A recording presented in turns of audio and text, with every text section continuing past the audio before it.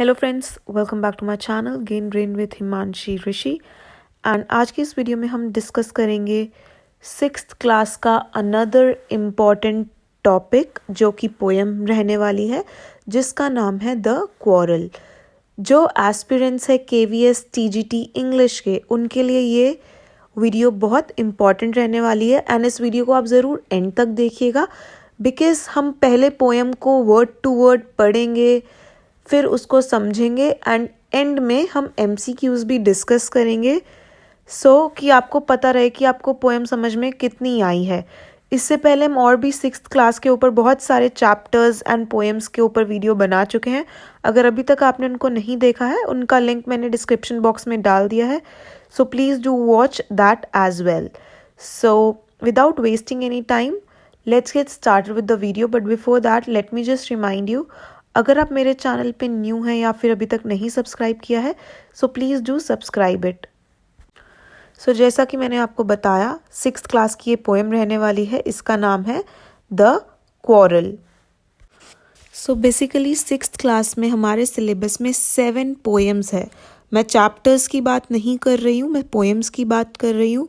सो जिनमें से हमने 4 पोएम ऑलरेडी कर ली है, house a home, the kite, beauty, और हम चौथी पोएम करने वाले हैं द क्वारल। इसके बाद हमारी 3 पोएम्स और रह जाएंगी। सो बेसिकली जो मेरा मोटिव है कि हम पहले पोएम एकदम से जल्दी ख़त्म कर ले, बिकॉज सिक्स क्लास की बहुत ही छोटी छोटी पोएम्स है। फिर इसके बाद हम ऑलरेडी चैप्टर्स कर चुके हैं, बचे हुए चैप्टर्स हम पोएम के बाद ख़त्म कर देंगे जल्दी से। सो जैसे कि मैंने आपको बताया, इस पोएम का नाम है द क्वारल और ये ली गई है बुक हनीसकल से, क्लास सिक्स्थ की। एंड जो इसके पोएट का नेम है, रादर पोएट नहीं, हम बोलेंगे पोएटेस, ठीक है। इसकी जो पोएटेस है उनका नेम है एलिनोर फॉरजॉन। सो जैसे मैंने आपको अपनी हर वीडियो में बताया है, पोएट हो या पोएटेस हो, आपको उसका नाम अच्छे से पता होना चाहिए, बिकॉज एग्ज़ाम में डेफिनेटली 5 से 7 नंबर के हमसे राइटर या फिर ज़्यादा चांसेस है पोएट या पोएटिस के ऊपर नेम, उनके नेम के ऊपर क्वेश्चंस पूछे जा सकते हैं।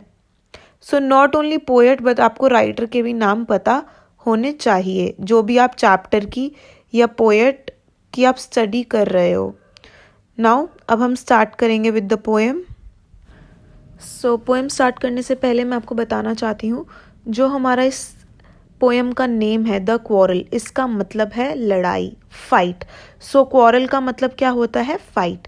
और ये किसके बीच में फाइट की बात करेगी ये पोएम?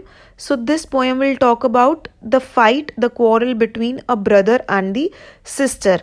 जी हाँ, सिबलिंग्स है, भाई बहन है, उनके बीच की लड़ाई के ऊपर ये पोएम है।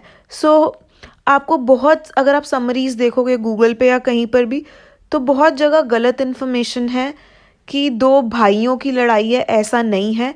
अब ऐसा क्यों नहीं है वो भी मैं आपको बताना चाहती हूँ, क्योंकि इस पोएम में जो नरेटर है, उसने, नरेटर कौन है? नरेटर मतलब जो आपको स्टोरी बता रहा है या फिर जो आपको पोएम बता रहा है। सो जो हमारा नरेटर है वो एक लड़की है, ठीक है, वो एक फीमेल है।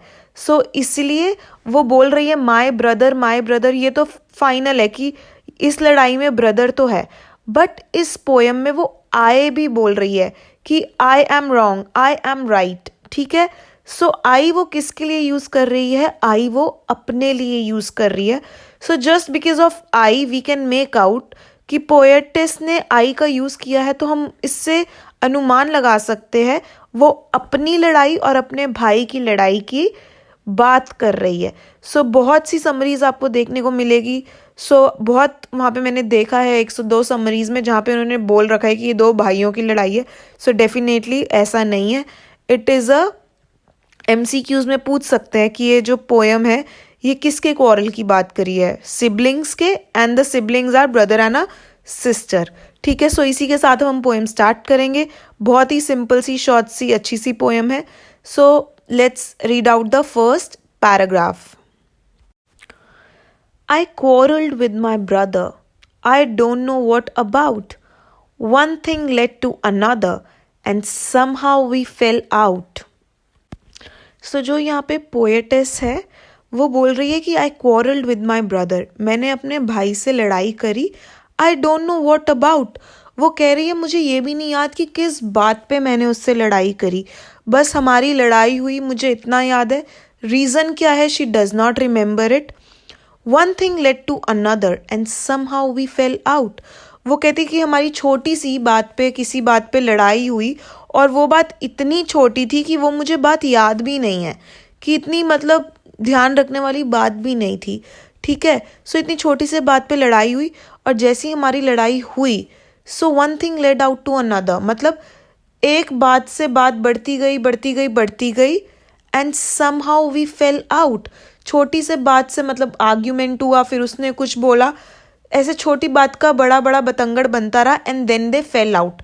यहाँ पे फेल आउट का मतलब है वो लड़ पड़े, means they fought, means they quarrelled. ठीक है, अगर आप इसका लिटरल मीनिंग देखोगे, फेल आउट का मतलब, फेल मतलब होता है गिरना।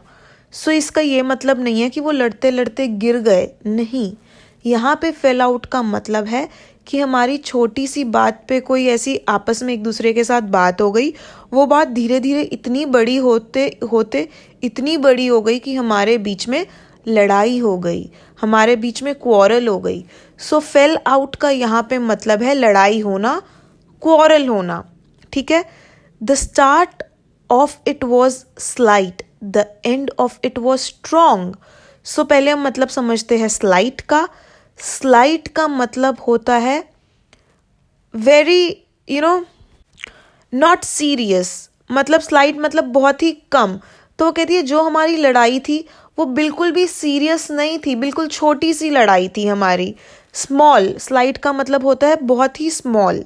ठीक है, the end of it was strong, strong मतलब हमारी लड़ाई शुरू हुई तो बहुत छोटी सी लड़ाई थी, बट छोटी सी लड़ाई इतनी बड़ी हो गई कि उसका एंड बहुत ही स्ट्रॉन्ग था। He said he was right, I knew he was wrong. वो कहती है जो पोएटेस है हमारी, कि मेरे भाई, जो मेरा भाई था जिससे मेरी लड़ाई हुई, वो बोल रहा था कि मैं ठीक हूँ, बट मुझे पता था कि वो गलत है। सो यहाँ पे आप देख सकते हैं दोनों के अलग अलग ओपिनियंस है। उसके भाई को लग रहा है वो ठीक है, और जो हमारी पोएटेस है उनको लगता है कि उस लड़ाई में वो ठीक है। अब लड़ाई इतनी छोटी सी बात पे हुई है कि जो पोएटेस है उनको रीज़न भी याद नहीं है। सो बेसिकली ये हमारा फर्स्ट पैराग्राफ था पोएम का, बहुत ही छोटा सा, बहुत ही सिंपल सा। अब हम बढ़ेंगे आगे towards the next paragraph of the poem. Second paragraph, we hated one another, the afternoon turned black. So ये बता रही है कि इन दोनों की लड़ाई हुई। ठीक है, जब लड़ाई के बाद वो दोनों एक दूसरे को बहुत ज़्यादा हेट करने लग गए। इससे पहले हमने पढ़ा था कि जो लड़ाई का एंड था वो बहुत ज़्यादा स्ट्रॉन्ग था, बहुत ज़्यादा सीरियस था। सो सीरियस लड़ाई के बाद दोनों बहन भाई एक दूसरे को नफरत करने लग गए। ठीक है, ऐसा पोएटेस कहती है। द आफ्टरनून टर्न ब्लैक, अब उनकी लड़ाई तो हो गई, बट अब एक मुंह उधर बना के बैठ गया, दूसरा उधर मुंह बना के बैठ गया। तो अब जो उनकी आफ्टरनून थी वो ब्लैक, इट टर्न्ड ब्लैक। अब टर्न्ड ब्लैक का ये मतलब नहीं है कि काले बादल आ गए दिन में, नो। यहाँ पे टर्न्ड ब्लैक का मतलब है टू बिकम अनप्लेजेंट, मतलब अनप्लेजेंट का मतलब होता है अनहैप्पी। सो ऑब्वियसली आपके साथ भी हुआ होगा, अगर आपकी अपने भाई या बहन से लड़ाई हो गई तो ऑब्वियसली आपका मूड खराब हो जाता है। भाई बहन की अगर आपस में बने तो उनका मन लगा रहता है, बट अगर लड़ाई कर ले तो उनका मूड भी खराब हो जाता है और उनका फिर मन भी नहीं लगता घर में, है ना। जनरली ऐसा ही होता है जब वो छोटे बच्चे होते हैं। तो अब ये दोनों बच्चे लड़ तो लिए बहन भाई, बट अभी आपस में बात तो कर नहीं रहे, इनका मूड बहुत ऑफ है। तो अब इसलिए इनका मूड ऑफ है तो इनका मन भी नहीं लग रहा, तो इसलिए ये दोनों बहुत ज़्यादा सैड है। और इस सैडनेस को दिखाने के लिए पोएट ने ये लिटरेरी डिवाइस यूज करी है, that the afternoon turned black, मतलब बहुत ही अनहैप्पी हो गए दोनों। Then suddenly my brother thumped me on the back and said, oh come along, we can't go on all night. वो कहती है कि हमारी आफ्टरनून तो हम दोनों का मूड खराब था, एंड बहुत ही we were very unhappy, but एकदम से मेरा भाई आया और उसने मेरी पीठ पर हिट किया। अब हिट करना दो तरीके का हिट होता है। एक तो होता है पैट करना।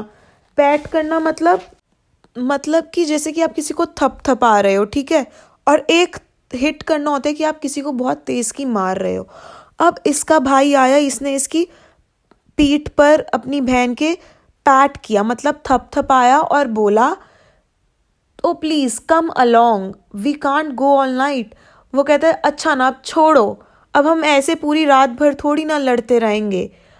फिर उसका भाई बोलता है I was in the wrong so he was in the right. So जो उसका भाई है वो अपनी गलती मान लेता है। उसका भाई एंड में क्या कहता है, ठीक है भाई अब छोड़ो गुस्सा, अब हम पूरी रात भर थोड़ी ना लड़ते रहेंगे, ठीक है गलती मेरी थी। इसके भाई ने अपनी गलती मान ली। तो फिर एंड में पोएटेस क्या कहती है, अब उसने अपनी गलती मान ली so he was in the right. So आप देख रहे हो पहले पोएट ने कैसे बोला कि उसके भाई को लगता है कि वो ठीक है तो ही वॉज इन द रॉन्ग। अब उसका भाई खुद कह रहा है ठीक है मैं गलत हूँ, तो अब उसकी पोएट कह रही है हाँ अब ये सही बोल रहा है, अब वो एकदम he is in the right, मतलब अब वो बिल्कुल सही कह रहा है कि हाँ वो गलत था। सो बहुत ही छोटी सी पोएम है, बस 2 पैराग्राफ्स की पोएम है। बेसिकली 2 बहन भाई के बीच की लड़ाई की पोएम है ये, ठीक है। कैसे वो लड़ लेते हैं इतने छोटे से बात पे कि उनको वो बात भी नहीं याद, और वो लड़ाई इतनी बड़ी हो जाती है कि दोनों एक दूसरे से बात करना बंद कर लेते हैं, एक दूसरे को कुछ देर के लिए, घंटों के लिए हेट करते हैं। बट जो इसका भाई होता है वो समझदार होता है, वो पहले आके माफ़ी मांग लेता है, अपनी बहन को मना लेता है, और पोएटेस भी खुश हो जाती है, ठीक है। फिर वो आपस में फिर से मिलके रहने लगते हैं। सो ये बहुत छोटी सी पोएम है। आई होप आपको ये पोएम समझ में आई होगी। अब हम डिस्कस करेंगे इस पोएम से related MCQs। So before starting with the first question, late me just remind you, अगर आपको ये वीडियो यूज़फुल लग रही है, अगर आपको ये वीडियो अच्छी लग रही है, सो प्लीज़ आप इस वीडियो को लाइक करिएगा, शेयर करिएगा, and do comment as well कि आपको ये वीडियो कैसे लगी। प्लीज़ ज़रूर फीडबैक दीजिएगा। Now let's start with the first question. So जो हमारा पहला क्वेश्चन है वो क्या पूछता है, let's see. The siblings quarrelled over. So पहले हम सिबलिंग्स का मतलब समझते हैं। सिबलिंग्स का मतलब होता है बहन भाई। अब बहन भाई तो कजन्स भी हो सकते हैं, है ना। सो बेसिकली सिबलिंग का मतलब होता है रियल सिस्टर, रियल ब्रदर, मतलब सगे बहन भाई, ठीक है। सो यहाँ पे जो सिबलिंग्स थे वो क्यों उनकी लड़ाई हुई, let's see the options. Over bad things, over a petty point, to over toys, या फिर ओवर चॉकलेट्स। सो इनकी जो लड़ाई हुई है वो हुई है बहुत ही छोटी सी बात पे। अब वो बात इतनी छोटी थी कि वो याद रखने लायक बात भी नहीं थी, ठीक है। सो जो इसका आंसर होगा वो होगा B option, that is a petty point. पेटी का मतलब होता है बहुत ही छोटे पॉइंट पे, ठीक है। पेटी मतलब very small. Next question, fail out in the poem means. Fail out का इस पोएम में क्या मतलब है हमें बताना है। टू फॉल मतलब गिरना, गॉट अप मतलब उठना, क्वारल्ड मतलब लड़ना, या फिर नन ऑफ द अबव। जब हमने पोएम रीड करी थी मैंने आपको समझाया था फेल आउट का मतलब है यहाँ पे quarrelled.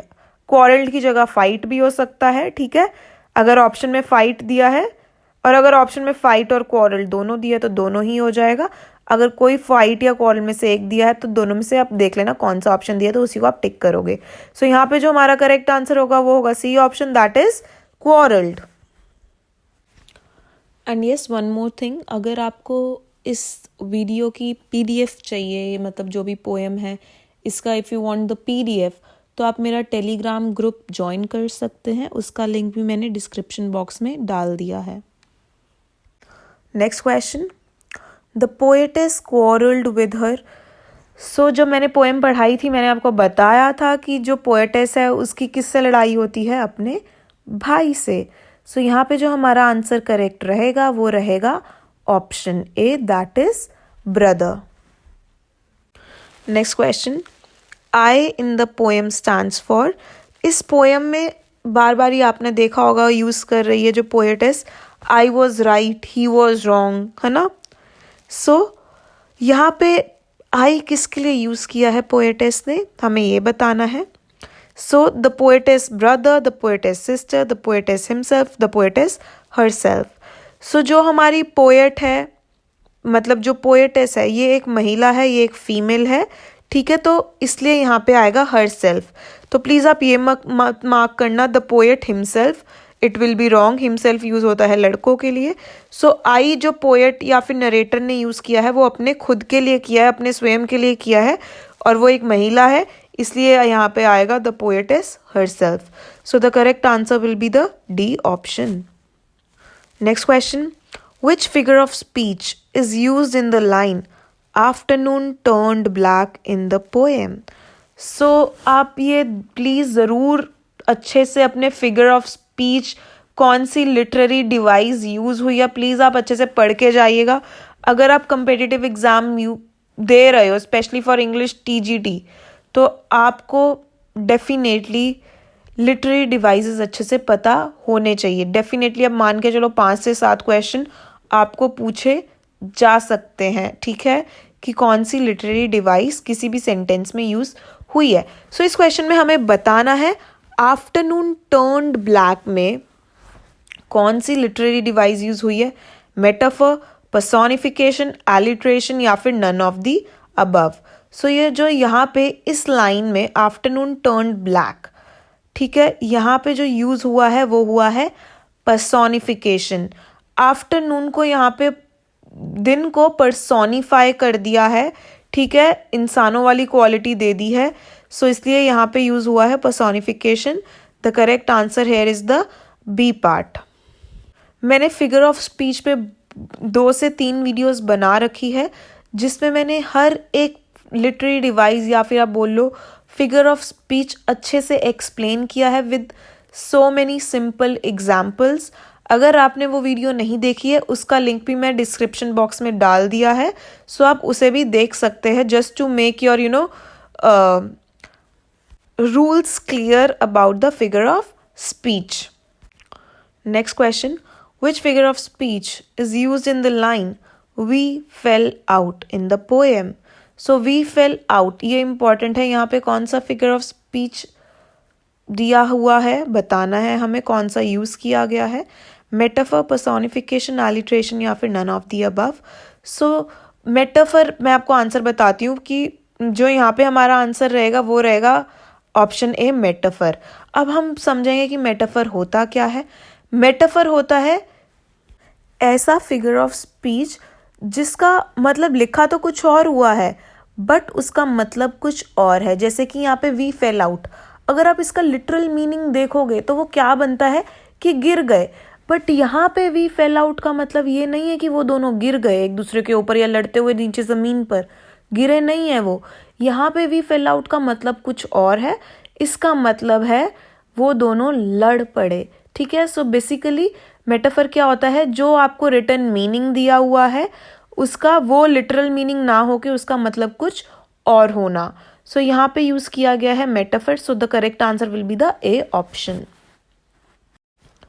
Next question, the end of the quarrel was slight, sharp, strong, all of the above.